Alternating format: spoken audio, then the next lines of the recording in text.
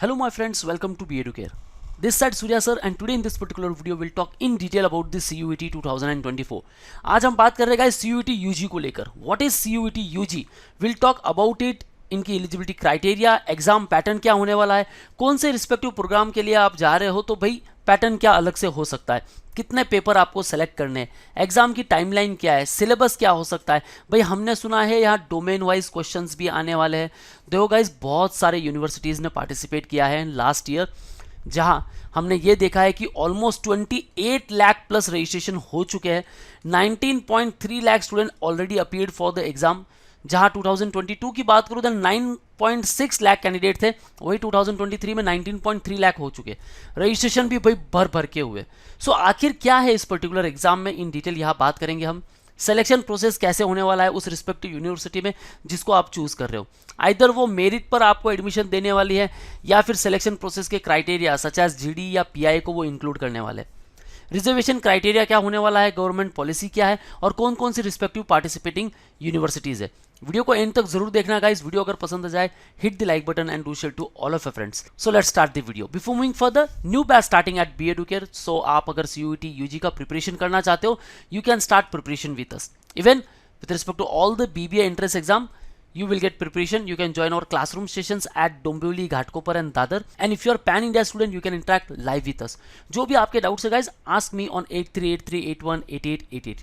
And don't forget to download our app, जहां आपको free mock and free resources मिलने वाले हैं. और सारे अपडेट्स और नोटिफिकेशंस के लिए आप हमारे चैनल के साथ बने रह सकते हो. Follow us on YouTube, Facebook, Insta and Telegram. So देरी न करते हुए वीडियो को स्टार्ट करते हैं. What is CUET UG?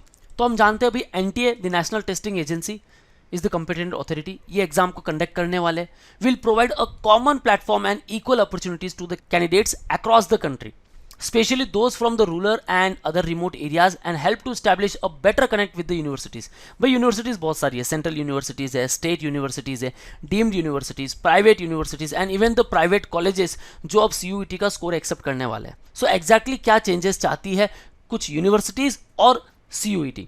CUET तो भाई एक कॉमन एग्जाम है भाई, कॉमन यूनिवर्सिटी एंट्रेंस टेस्ट. भाई हर कोई इंस्टीट्यूट इसे अपना सकता है.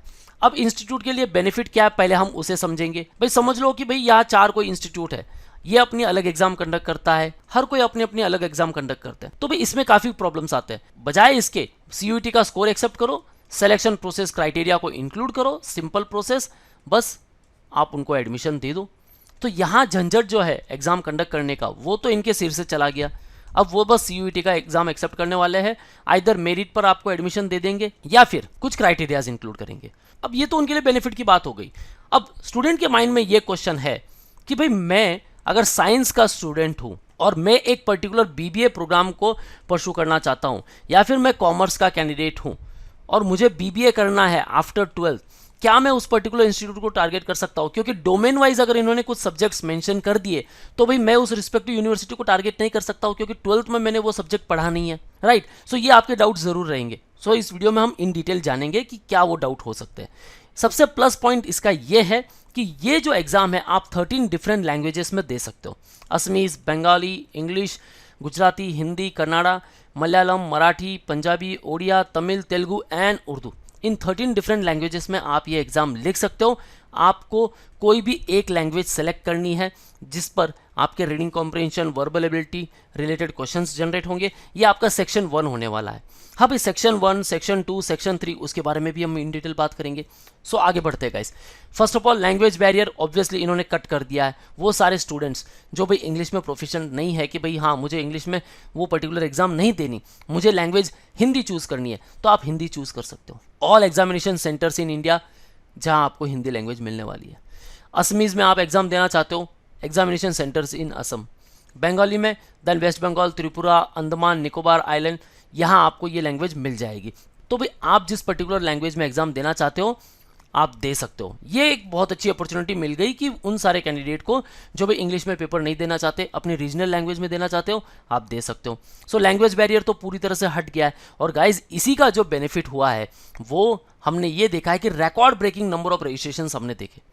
2023 की बात करूं 28 lakh approx number of candidates registered for the exam, जहां 9 फेजेस में ये एग्जाम हुआ था. आप देख सकते हो भाई कितने सारे कैंडिडेट ने रजिस्टर किया था, 8.5 lakh, 6.73, 8.6, 1.73, 1.72, great number. And overall जो फिगर है 19.2 और 19.3 lakh aspirants appear for the exam.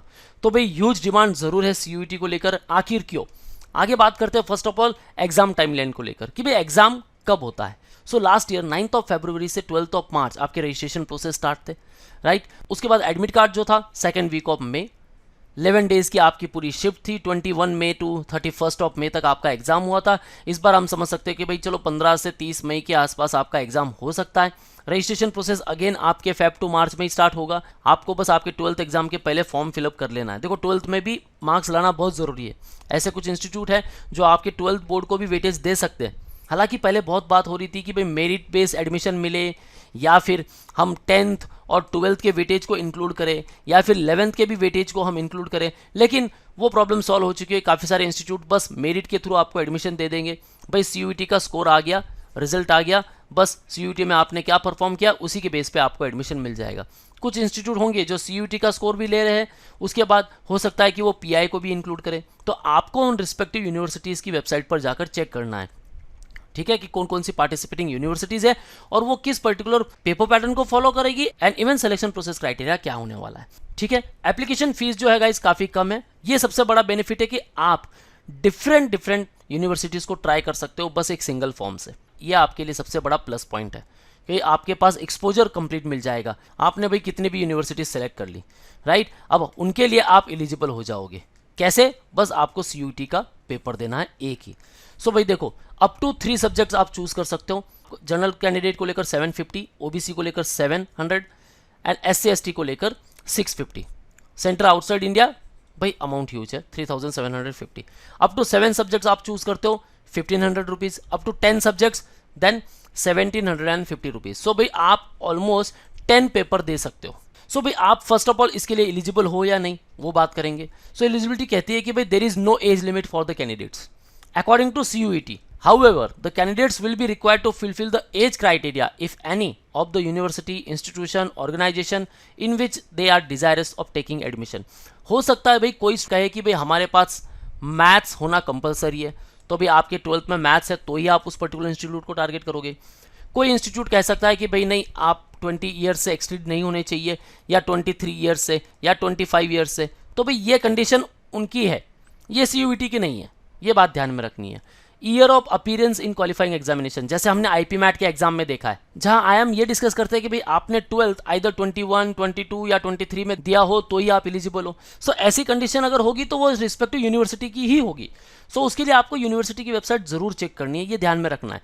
Direct CUET का फॉर्म फिलअप नहीं करना है, पहले अपने प्रोग्राम को चूज करना है। और इसीलिए एक स्पेशल नोट है guys, for admission in universities through CUET the existing policies regarding quota, category, relaxation, reservation, qualification, subject combination, preferences, etc. of the respective university, institution, organization shall be applicable. So जिस particular institute को target कर रहे हो उनकी eligibility बहुत अच्छी तरह से देखनी है। अब आगे बढ़ते हैं, पेपर पैटर्न क्या होने वाला है। सबसे बड़ा क्वेश्चन ये है पेपर पैटर्न क्या होगा। आपको बस कुछ चीजें ध्यान में रखनी है, यहां मैं बड़े सिंपल तरीके से बताऊंगा गाइस। एक, एमसीक्यूज क्वेश्चंस आने वाले आपके लिए। दूसरा, यहां आप 10 सब्जेक्ट्स चूज कर सकते हो मैक्सिमम। तीसरी चीज आपको ध्यान में रखनी है भाई, मार्किंग सिस्टम यहां है +5 एंड -1। सो नेगेटिव मार्किंग है, इसका हमें ध्यान रखना है। हमें बढ़िया सी एक्यूरेसी मेंटेन करनी है और क्वेश्चंस अटेम्प्ट करने। आपने अगर क्वेश्चन अनआंसर किए तो भाई उसके लिए 0 है, कोई प्रॉब्लम नहीं।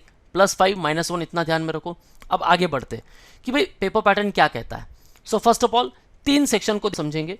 सेक्शन 1 जो होगा language, section 2 domain and section 3 general test. अब आपको काफी सारे इंस्टीट्यूट मिलेंगे। जैसे अगर मैं बात करूं TISS की, TISS पहले टिस बैट करके एग्जाम कंडक्ट करता था, अब वो CUET का स्कोर एक्सेप्ट कर रहा है। सो अब उन्होंने कह दिया है कि भाई हमारे लिए आपको सेक्शन 1 में इंग्लिश चूज करना होगा और सेक्शन 3 से जनरल टेस्ट चूज करना होगा। बस डोमेन वाइज वो कुछ भी नहीं मांग रहे आपसे। तो आप क्या करोगे, आप सिर्फ सेक्शन 1 में इंग्लिश लैंग्वेज को सेलेक्ट करोगे फर्स्ट और फिर जनरल टेस्ट दोगे। आपको डोमेन वाइज जाना नहीं है। लेकिन काफ़ी सारे इंस्टीट्यूट है, समझ लो कि भाई दिल्ली यूनिवर्सिटीज़ के आप कुछ कॉलेजेस टारगेट कर रहे हो, ठीक है, शहीद सुखदेव को ट्राई कर रहे हो और शहीद सुखदेव कहता है कि भाई अगर आपने मैथ्स दिया हो डोमेन में तो ही एलिजिबल हो। तो आपको क्या करना होगा, अगेन यार लैंग्वेज से 1 करोगे, डोमेन से मैथ्स चूज करोगे और जनरल टेस्ट दोगे, ठीक है। तो ये एलिजिबिलिटी होती है। तो सेक्शन 1 में जो है 13 डिफरेंट लैंग्वेजेस है, उसमें से आपको एक चूज करना है। आप कोई भी लैंग्वेज चूज कर सकते हो। उस पर आपको 50 क्वेश्चंस मिलेंगे, उसमें से आपको 40 क्वेश्चंस अटेम्प्ट करने और टाइम ड्यूरेशन मिलने वाला आपको 45 मिनट। सेक्शन 1B, वहां भी आपको 20 लैंग्वेजेस मिलेंगे, जिसमें से आप एक चूज कर सकते हो। अब यहाँ हो सकता है कि भाई सेक्शन A या सेक्शन B दोनों में से कोई एक लैंग्वेज चूज करो आप, ठीक है। 33 लैंग्वेज में से एक चूज करना है, सिंपल। नाउ डोमेन, यहाँ उन रिस्पेक्टिव प्रोग्राम्स के लिए जो डोमेन की रिक्वायरमेंट है, समझ लो कि भाई 12th के बाद अगर कैंडिडेट लीगल प्रोग्राम परस्यू करना चाहता है, ठीक है, BLLB करना चाहता है, तो उसके लिए पेपर पैटर्न क्या हो सकता है? सेक्शन 1 लैंग्वेज चूज करो, डोमेन में वो दे सकते हैं कि भाई legal aptitude and general test. So इसी प्रकार आपको लीगल का भी पेपर देना होगा। सो 27 डोमेन है, उसमें से आप कोई भी डोमेन चूज कर सकते हो। आपको बस यूनिवर्सिटी की एलिजिबिलिटी देखनी है। यहाँ आपको 35 टू 40 क्वेश्चंस अटेम्प्ट करने हैं आउट ऑफ 45 टू 50 क्वेश्चंस, जहां आपको 45 टू 60 मिनट्स टाइम मिलने वाला है। अब ये एग्जैक्टली किन किन पर्टिकुलर सब्जेक्ट्स को मिलेगा? सो अगर डोमेन में accountancy, physics, economics, computer science, informative practices and mathematics, applied mathematics, chemistry, then आपको 60 मिनट्स मिलने वाले। कुछ सब्जेक्ट्स होते हैं जिनके लिए भी टाइम लगता है, तो वो 60 मिनट्स दे देंगे। कुछ सिंपल सब्जेक्ट्स होंगे जैसे कि लैंग्वेजेस, तो उनके लिए वो 45 मिनट्स कोट कर देंगे, ठीक है। अब आते हैं जनरल टेस्ट पर। जनरल टेस्ट में आपके सारे सेक्शंस को इंक्लूड किया जाता है। कौन कौन से वो सेक्शंस होने वाले, क्या सिलेबस होने वाला, उसके बारे में बात करेंगे इन डिटेल गाइस। यहाँ आपको मिलने वाले 60 क्वेश्चंस फॉर 60 मिनट्स, और उसमें से आपको 50 क्वेश्चंस सॉल्व करने हैं, ठीक है गाइस। ये क्लियर है, ये हमारा रहेगा पेपर पैटर्न। अब ऐसे आप 10 सब्जेक्ट्स चूज कर सकते हो। आगे बढ़ते हैं, सिलेबस को लेकर बात करते हैं। Language to be tested through reading comprehension based on different types of passages, factual, literary, narrative and literary aptitude and vocabulary. So भाई आपने इंग्लिश चूज किया है, आपका रीडिंग कॉम्प्रिहेंशन का पार्ट आ गया, आपका वर्बल का आ गया, आपका ग्रामर का आ गया। इन पर आपको अच्छा खासा प्रिपरेशन करना है। Domain wise subject as per your 12th standard. अभी आप 12th में हो, जिस पर्टिकुलर डोमेन को चूज कर रहे हो भाई उस पर्टिकुलर सब्जेक्ट पर अच्छी से मेहनत करना स्टार्ट कर दो। बोर्ड में भी बेनिफिट मिल जाएगा, CUET में भी बेनिफिट मिल जाएगा। Thereafter general test. अब जनरल टेस्ट में देखो, general knowledge, current affairs, general mental ability, numerical ability, quantitative reasoning, simple application of basic mathematical concepts, arithmetic, algebra, geometry, mensuration, stats, okay. इन पर simple questions आएंगे आपके easy to moderate level के। And thereafter logical and analytical reasoning. So basically जो aptitude test होता है वो क्या जज करता है? वो यही जज करता है कि भाई आपकी मैथ्स की स्किल्स कैसी है, आपकी जनरल अवेयरनेस कैसी है, आपकी लॉजिकल थिंकिंग कैसी है, और आपकी लैंग्वेज कैसी है। तो भाई लैंग्वेज भी यहाँ आ रही है, इधर आप इंग्लिश चूज कर रहे हो या फिर हिंदी चूज कर रहे हो, ठीक है। तो ये होने वाला है आपका कंप्लीट सिलेबस। अब गाइज आपको CUET की वेबसाइट पर विजिट करना है और ये चेक करना है कि जो पर्टिकुलर डोमेन में चूज कर रहा हूँ तो उस पर्टिकुलर डोमेन में क्या क्या क्वेश्चंस पूछे जा सकते हैं या क्या क्या टॉपिक कवर किए जा सकते हैं। आगे बढ़ते हैं सिलेक्शन प्रोसेस क्राइटेरिया। सो ये तो बड़ा फिक्स है कि भाई सिलेक्शन प्रोसेस क्राइटेरिया में CUET का कोई हाथ नहीं है। CUET तो बस एक एग्जाम है। अब ये डिपेंड करता है उस पर्टिकुलर यूनिवर्सिटी पर, पर्टिकुलर कॉलेज पर, कि भाई उनको एडमिशन कैसे लेना है। हो सकता है कि वो आपको सिर्फ मेरिट बेस पर एडमिशन दे दे, या फिर वो GD या PI या VAT इंक्लूड करे, okay. So merely appearing in CUET UG 2024 does not confer any right to the candidate for admission to the desirous university. अब ये डिपेंड करेगा उस पर्टिकुलर इंस्टीट्यूट पर कि भाई वो एडमिशन आपका कैसा लेने वाला है। The selection and admission is subject to fulfilling the admission criteria, eligibility, rank in merit list, medical fitness, verification of original documents and such other criteria as may be prescribed by the university the candidate is applying for. इसमें भाई पूरा university का ही हाथ होने वाला है। सो आपको बस यही फोकस करना है कि वो यूनिवर्सिटी क्या प्रोसेस को फॉलो करने वाली है, ठीक है। CUET आपने दे दी। अब जो रिजर्वेशन है गाइस, ये तो सब सुनेंगे, सारे इंस्टीट्यूट में आपको ये पर्टिकुलर रिजर्वेशन मिलने वाला है आपकी रिस्पेक्टिव कैटेगरी के लिए। अगर आप जनरल EWS हो 10% रिजर्वेशन मिलेगा, OBC NCL 27%, 15% seats reserve for schedule caste, 7.5% for schedule tribes and 5% seats in each for the general EWS, OBC NCL, SC ST belonging to the PWD category. Okay guys, so ये हो reservation policy. I hope सारे doubts यहाँ हमने solve कर लिए। अब बात करते हैं भाई पार्टिसिपेटिंग यूनिवर्सिटीज।